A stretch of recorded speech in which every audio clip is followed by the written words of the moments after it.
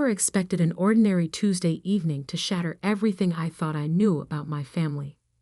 I was at home, preparing dinner while my 5-year-old daughter, Sophie, colored at the kitchen table when my phone rang. My mother's voice trembled on the other end. "Olivia, your father, he's had a heart attack. We're at Memorial Hospital." The world seemed to tilt beneath my feet. My father, Michael Bennett, had always been the picture of health. Running marathons at 60, eating organic before it was trendy, and lecturing us endlessly about the importance of exercise. A heart attack seemed impossible. "I'm on my way," I managed to say, already reaching for my car keys. My husband James arrived within minutes to watch Sophie, giving me a tight hug before I left. "He'll be okay," he whispered. "Your dad's the strongest person I know." The drive to the hospital felt surreal. Memories flooded back. Dad teaching me to ride a bike, his proud smile at my college graduation, the way he cried when he walked me down the aisle. He had always been my rock, the one constant in a world of uncertainties. The emergency room was chaos. Nurses rushing past, monitors beeping, the sharp smell of disinfectant burning my nose. Mom sat in a plastic chair, her usually perfect makeup streaked with tears. She jumped up when she saw me, pulling me into a desperate embrace. "They're running tests," she said, her voice muffled against my shoulder. He was at his office when it happened. Thank God his assistant recognized the symptoms and called 911 immediately. I held her tightly, trying to be strong even as fear clawed at my chest. Dad had to be okay. He was only 62, too young, too vital to be lying in a hospital bed. Hours crawled by.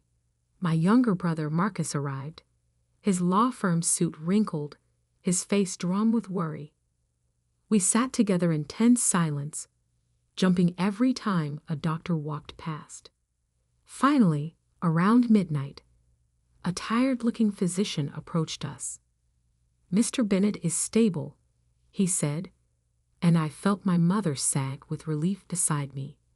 "He's asking to see his daughter. Just one visitor for now."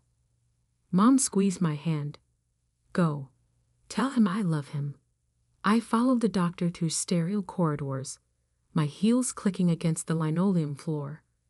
Dad lay in a private room, looking smaller somehow against the white hospital sheets. Tubes and wires connected him to various machines that beeped steadily in the dim light. "Hey, Daddy," I whispered, taking his hand. His skin felt cold.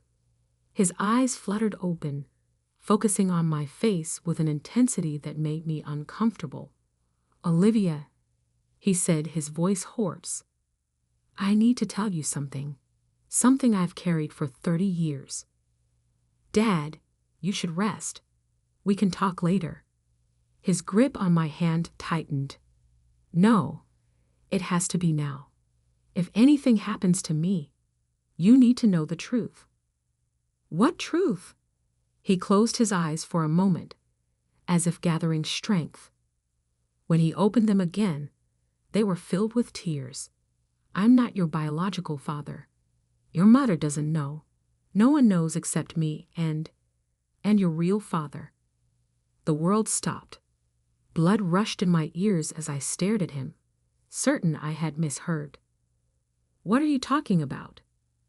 Dad reached beneath his pillow with trembling hands, pulling out an envelope that looked old and worn.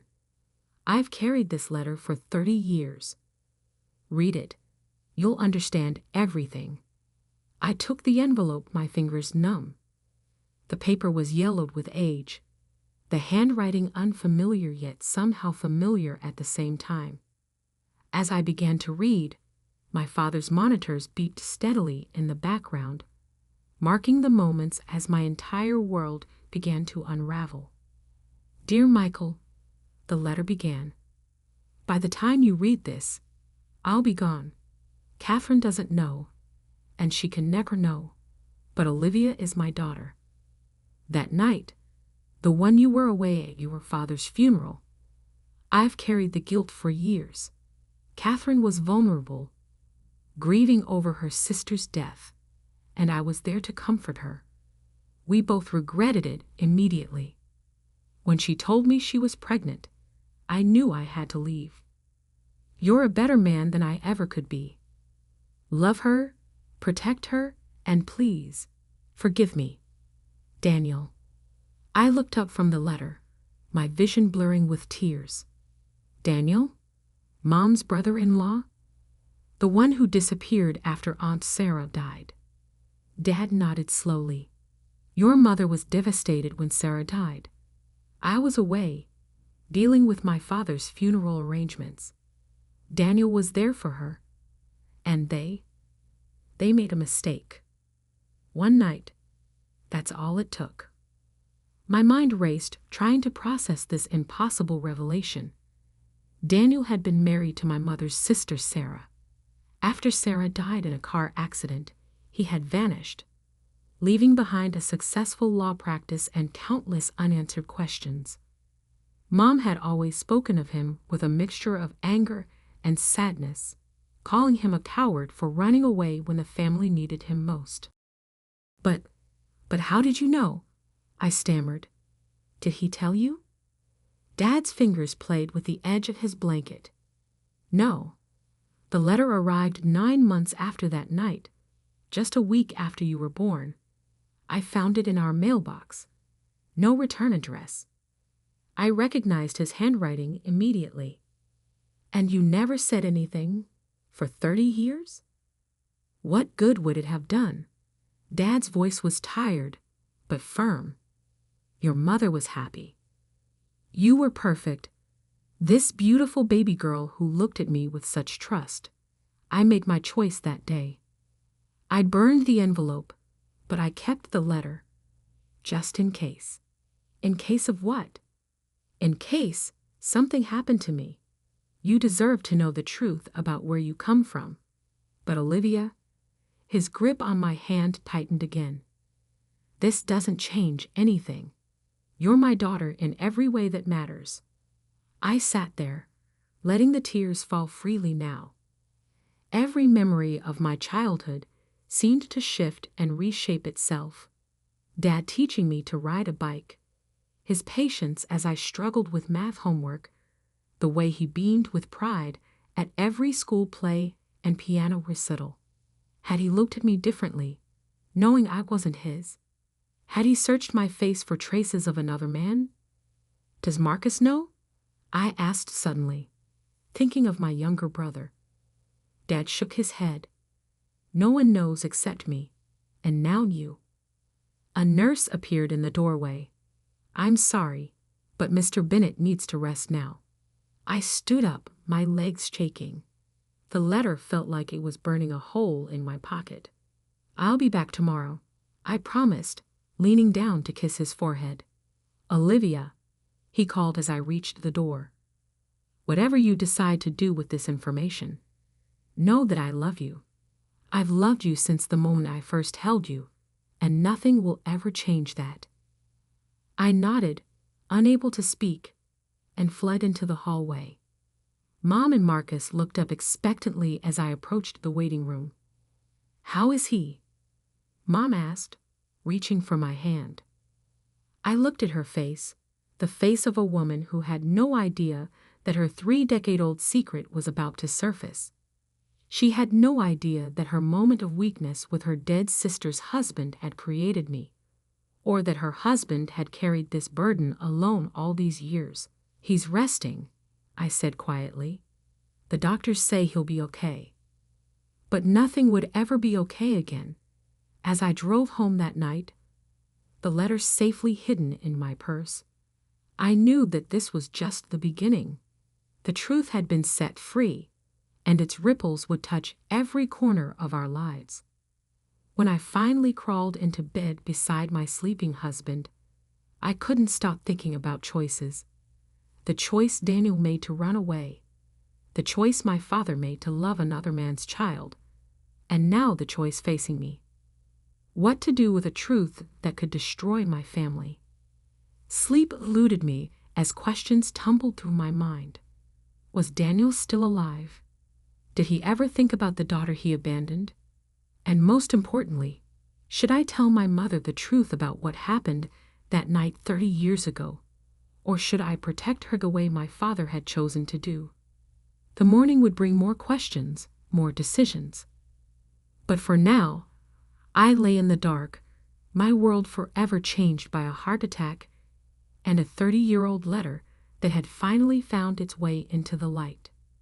The next morning, I sat at my kitchen table staring at old family photos spread across the surface. My daughter Sophie had just left for school, and James was at work, leaving me alone with my thoughts and a stack of memories that suddenly felt like lies. I picked up a photo from my 5th birthday party. There I was, grinning with chocolate cake smeared across my face, while No, Michael, I corrected myself, though it felt wrong, looked at me with pure adoration. How many times had he searched my features for signs of Daniel? How many times had he wondered if today would be the day someone noticed I didn't quite look like him? My hands shook as I pulled out the letter again, studying the handwriting more carefully. Daniel Parker, my biological father. I remembered him vaguely from childhood, always at the edges of family gatherings before Aunt Sarah's death. Tall, with dark hair like mine. Quiet, but with a sharp wit that made everyone laugh. He disappeared shortly after Sarah died, and no one had heard from him since. My phone buzzed. Mom calling for the 3rd time this morning. I let it go to voicemail. How could I talk to her knowing what I knew? How could I look into her eyes and not blurt out the truth? Instead, I opened my laptop and typed Daniel Parker lawyer into the search bar. Hundreds of results popped up, but most were too recent or from other states. Then, buried on page 4, I found an old newspaper article from 1993. Local attorney Daniel Parker leaves prestigious firm. The article mentioned his departure from Stewart and Associates, one of the city's top law firms, citing personal reasons following his wife's tragic death. There was a photo my breath caught. I had my mother's smile. But those eyes? Those were undeniably his. My phone buzzed again. This time, it was Marcus. Liv, where are you? Mom's freaking out. Dad's being moved out of ICU today. I closed my eyes, guilt washing over me. In my obsession with the past, I'd almost forgotten about Dad's condition. I'm on my way, I promised. The hospital was quieter today, sunlight streaming through large windows. Mom sat beside Dad's bed, holding his hand while he slept. She looked up when I entered, her face drawn with exhaustion. There you are. I've been so worried. Why haven't you been answering your phone? Sorry. I mumbled, avoiding her eyes. Had to get Sophie to school, then got caught up with some work stuff. Dad's eyes fluttered open. When he saw me, something passed across his face. Fear? Regret? Before I could decipher it, Marcus burst in with coffee and bagels. Breakfast for everyone, he announced cheerfully. The doctor says Dad can start eating normal food today. I watched my mother fuss over the food, watched Marcus joke with Dad about hospital gowns, and felt like I was watching actors in a play. Did Marcus suspect anything? Would he hate me if he knew I wasn't really his full sister? After breakfast, Mom went to fill out some paperwork, and Marcus stepped out to take a work call. Finally, alone with Dad, I pulled out the letter. I need answers, I said quietly. Real ones. Dad sighed, looking older than I'd ever seen him. Ask me anything. Did you ever try to find him after he sent this? Once, Dad admitted. About a year after you were born, I hired a private investigator. My heart skipped. And he'd moved to Europe, France specifically. The PI found that he'd started a new law practice in Paris. France, an entire ocean away. Had he run that far to escape his guilt? Or was there more to the story? Did you ever? I swallowed hard. Did you ever resent me? Knowing I wasn't yours? Dad's eyes filled with tears. Never. Not for a single moment. The day you were born, the nurse placed you in my arms, and you grabbed my finger with your tiny hand. In that moment, biology didn't matter. You were mine. I wiped my eyes. Why tell me now, after all these years? Because secrets have a way of coming out eventually, he said softly. And because you deserve to know your own story. But Olivia? He reached for my hand. Whatever you decide to do with this information, please be careful with your mother's heart. I nodded, but my mind was already racing ahead. Daniel Parker was in France. It wasn't much, but it was a start. That evening, after putting Sophie to bed, I finally told James everything. He listened without interrupting, holding me as I cried. What are you going to do? He asked when I finished. I don't know, I admitted. Part of me wants to forget I ever learned this. Go back to normal life. But I can't. I need to know why. Why he left. Why he never tried to contact me. Why? My voice broke. Why wasn't I enough for him to stay? James held me tighter. Whatever you decide, I'm here. We'll figure this out together. Later that night, I couldn't sleep. I got up and went to my home office, opening my laptop. My cursor hovered over the search bar for a long moment before I typed. Flights to Paris.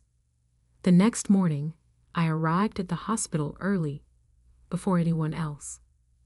Dad was awake, looking stronger. I need you to tell me everything you remember about that time. I said without preamble. About Daniel, about Mom, about what happened after Sarah died. Everything. Dad was quiet for a long moment, then began to speak. It was a difficult time. Your Aunt Sarah's death was sudden, a car accident on a rainy night. Your mother was devastated. They were so close. I had to leave for my father's funeral 2 days later. I didn't want to go, but he trailed off, lost in memories. Daniel was different after Sarah died, withdrawn, angry. He and Sarah had been trying for a baby when she died. I think that made it harder. Did you ever suspect? About him and Mom? Dad shook his head. Never. Not until the letter came. Your mother was so happy when she found out she was pregnant. She thought it was a miracle, given how long we'd been trying. My throat tightened. You never tried for another baby after me? We did, actually, but it never happened. Now I wonder if... He stopped, pain crossing his face. If you couldn't have children at all, I finished softly. If that's why Mom never got pregnant until... Dad nodded. It doesn't matter now. You were all I ever wanted. I pulled out my phone, showing him the flight itinerary I'd been looking at. His eyes widened. You're going to look for him. I have to, I said, even if it's just to understand why. He was quiet for a long moment. There's something else you should know. The PI. He found more than just Daniel's location. My heart stopped. What do you mean? He had another family in France. A wife, 2 daughters about your age now. The room spun. Sisters. I had sisters. Does Mom know about any of this? A new voice asked from the doorway. We both turned to see Marcus standing there, his face pale. Horror washed over me. Marcus, I heard everything, he said quietly. How long have you known? Just since last night, I whispered. I was going to tell you. He walked into the room, closing the door behind him. My whole life, I wondered why we looked so different. Everyone always said I was Dad's clone. While you, he shook his head. It makes sense now. Marcus, please. Does it matter? Dad interrupted. Does it change anything about who we are as a family? Marcus looked at him for a long moment, then at me. No, he said finally. It doesn't change who you are to me, Liv. You're my sister. Period. Relief flooded through me as he pulled me into a hug. Over his shoulder, I saw Dad smiling, tears in his eyes. So, Marcus said as we pulled apart, when are we going to Paris? I blinked. We? You didn't think I'd let you do this alone, did you? Besides, he grinned, I've always wanted to see the Eiffel Tower. Looking at them both, my father who chose me, and my brother who didn't care about DNA, I felt stronger. Whatever we found in France, whatever truths were still hidden, we would face them together. But first, we had to deal with Mom. And that conversation would change everything. Telling my mother the truth was the hardest thing I'd ever done. We chose to do it at home, after Dad was discharged from the hospital. Marcus and I had spent days planning how to break the news gently. But when the moment came, all our careful preparations dissolved into tears and trembling hands. Mom sat on her favorite armchair, Dad beside her on the couch, while Marcus and I perched nervously on the ottoman. The letter felt heavy in my pocket, like a time bomb waiting to explode. Catherine, Dad began, his voice steady despite his pallor. There's something we need to tell you. Something I should have told you 30 years ago. Mom's face changed instantly. That sixth sense that mothers have telling her something was terribly wrong. Michael? What is it? I pulled out the letter with shaking hands. Mom, this came for Dad, right after I was born. She took it, confusion evident on her face as she unfolded the paper. I watched her eyes move across the words, saw the exact moment understanding hit her. All the color drained from her face. No, she whispered. No, this isn't. This can't be. Mom, I said softly, reaching for her hand. She yanked it away. This is a lie, she said, her voice rising.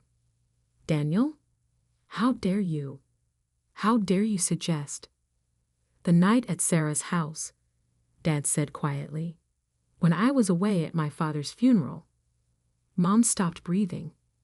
Her hands flew to her mouth as 30-year-old memories crashed over her. Oh God, she choked out. Oh God, no. The room fell silent except for her muffled sobs. I wanted to go to her, to hug her, but I didn't know if she'd accept comfort from me now. The living proof of her greatest mistake. Why didn't you tell me? She finally asked Dad, her voice raw. All these years. Because I loved you, he said simply, and I loved Olivia. Nothing else mattered. Mom turned to me, really looking at me perhaps for the first time. Your eyes, she whispered. I always thought they looked like Sarah's, but they were his, weren't they? I nodded, tears falling freely now. Does he know? Did you find him? Not yet, Marcus spoke up. But we know where he is. He's in France. Mom's head snapped up. France. He has another family there, I said softly. 2 daughters. Mom started laughing, a horrible broken sound that turned into sobs. Of course he does. Of course he built a new life while destroying ours. Mom, he didn't destroy anything, I insisted. Look at us. Look at our family. Our family. She stood up suddenly. Our family is built on lies. Your father, Michael, he raised another man's child, while you what? Dad asked. While you loved her? While we raised her together? While we created a happy life? I need air. Mom gasped, heading for the door. I can't. I need to think. We watched her go helpless. Dad started to rise, but Marcus stopped him. Give her time, he said. It's a lot to process. Mom didn't come home that night. She went to her sister Marie's house, leaving us all in a state of suspended animation. The next morning, I got a text from Aunt Marie. She's okay. She just needs time. A week passed. Mom came home, but things were different. She moved through the house like a ghost, barely speaking, barely eating. She couldn't look at me without crying. Finally, I couldn't take it anymore. I cornered her in the kitchen one morning. Mom, please talk to me. She turned away, but I grabbed her arm. Mom, I'm still me. I'm still your daughter. Are you? She whispered. How can you be, when everything I thought I knew about you was a lie? The only lie was biology, I said firmly. Everything else, every moment, every memory, every feeling, that was all real. She finally looked at me, really looked at me. I loved him once, she admitted quietly. Daniel, before he married Sarah. But he chose her, and I chose Michael, and we were happy. Then Sarah died, and everything fell apart. She sank into a chair, and I sat beside her. That night, I was so lost in grief, in pain. Daniel was there, and he understood because he was grieving too. It was just one moment of weakness. Do you regret it? I asked, not sure I wanted to know the answer. She reached out, touching my face. How could I regret anything that gave me you? We held each other and cried, 30 years of secrets washing away with our tears. 2 months later, I stood in front of an elegant townhouse in Paris' 16th arrondissement. Marcus stood beside me, holding my hand. We'd hired a private investigator who confirmed that Daniel Parker still lived here with his French wife, Isabelle. Ready? Marcus asked. I nodded, my heart pounding as I pressed the doorbell. A woman answered, elegant, late 50s, with a questioning look. Oi? Is Daniel Parker home? I asked in English. Her eyes narrowed slightly. Who is asking? My name is Olivia Bennett. I'm his daughter. The woman's face went completely white. Without a word, she turned and walked inside, leaving the door open. We heard rapid French being spoken, then footsteps. And suddenly, there he was, Daniel Parker, my biological father. He looked older than in the photos, his dark hair now gray. But those eyes, my eyes, were exactly the same. He stared at me like he was seeing a ghost. Olivia, he breathed. How? They had a heart attack, I said, my voice steady. He told me the truth. Showed me your letter. Daniel gripped the doorframe for support. I never thought. I hoped someday. Hoped what? I asked sharply. That I'd come looking for you. That I'd want to know why my biological father abandoned me before I was even born. Please, he said, come inside. Let me explain. The next 2 hours were surreal. We sat in his elegant living room while he told his story. How he loved my mother first, but thought she didn't love him back. How he married Sarah, trying to forget Catherine. how Sarah's death and that one night with my mother destroyed him with guilt. I couldn't stay, he said. Couldn't face Michael, knowing what I'd done. Couldn't look at Catherine without remembering. So I ran, came to France to start over, and never looked back. Marcus asked coldly. Daniel flinched. I looked back every day. I kept track of Olivia from afar. School achievements, graduations. I have a whole file. He disappeared into his study and returned with a thick folder. Inside were newspaper clippings, school photos taken from yearbooks, even a program from my college graduation. You were there? I asked, stunned. He nodded. In the back. I left before anyone could see me. Why didn't you ever reach out? Because Michael was a better father than I could ever be, he said simply. He loved you completely, without reservation. I was a coward who ran away. You deserved better than me. And your daughters here? Marcus asked. Did they deserve better too? Daniel's face crumpled. Sophie and Marie don't know about you. Isabel knows. She's the only one I've ever told. I've spent 30 years trying to make up for my past mistakes by being the best father I could be to them. As if on cue, the front door opened and 2 women about my age walked in, stopping short when they saw us. Papa, one of them asked. Qui sont-ils? Daniel looked at me, a question in his eyes. I nodded slightly. What followed was another hour of explanations, tears, and revelations. My half-sisters were shocked but not hostile. They asked questions, shared photos, tried to bridge 30 years of separation in a single afternoon. Before we left, Daniel pulled me aside. I know I have no right to ask anything of you, he said, but I'd like to be part of your life now, if you'll let me. I looked at him, this man who helped create me, then vanished, who loved me from afar, but never had the courage to face me, who built a new family while abandoning his old one. I have a father, I said quietly, a real one, who chose me every day for 30 years. But I took a deep breath. Maybe we can start with coffee. Sometimes, get to know each other.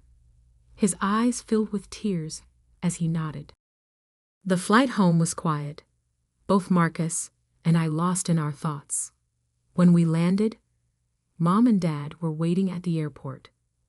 One look at our faces told them everything. Did you find what you were looking for? Dad asked as he hugged me. I held him tight, breathing in the familiar scent that meant safety and love and home. Yes, I said. I found out where I came from, but more importantly, I found out where I belong. Mom stepped forward hesitantly. Over the past 2 months, we'd begun to heal, to rebuild our relationship on a foundation of truth rather than secrets. And where is that? She asked softly. I looked at them, my mother, who gave me life, my father, who chose to love me, my brother, who stood by me through everything. Right here, I said, with my real family. 6 months later, we all gathered for Christmas. Mom, Dad, now fully recovered. Marcus and his girlfriend, James and Sophie. And yes, even Daniel, who flew in from Paris with Sophie and Marie. It was awkward at first, decades of secrets and pain sitting heavily between us. But then Sophie, my beautiful, innocent daughter, climbed into Daniel's lap and asked him to read her a story. And somehow, watching my biological father bond with my child while my real father looked on with a smile,